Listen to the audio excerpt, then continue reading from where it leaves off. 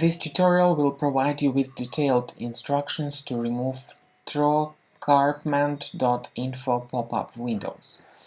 As you can see, this particular pop-up came up on my Google Chrome browser. However, other browsers like Opera or Firefox are not an exception. They may be attacked as well. The basic purpose of these pop-up windows is to redirect you to some other third-party websites. In fact, trocarpment.info resource is related to several advertising agencies that try to promote third-party content.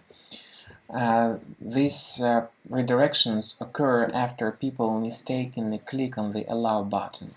To force them to do that, the pop-up says, please tap the Allow button to continue, or in some cases the alert may tell that you need to do that to verify your age, confirm that you are human, or to fix your missing internet connection, or some other faulty and deceptive statements may be used for that purpose. We strongly advise that you do not click on the Allow button. However, if the button was clicked, be careful to follow my guidelines how to deactivate these pop-ups manually.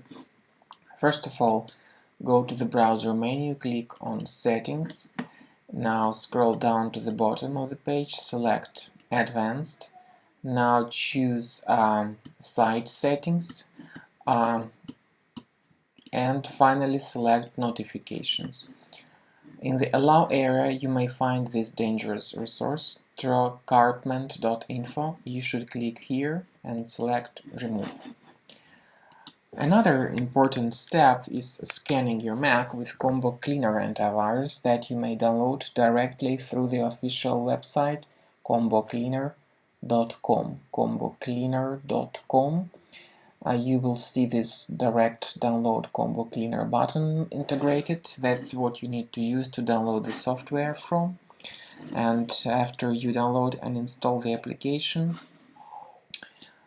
click on Start Combo Scan button to begin the detailed analysis of your Mac and how safe it is. So this is the end of scanning by Combo Cleaner antivirus.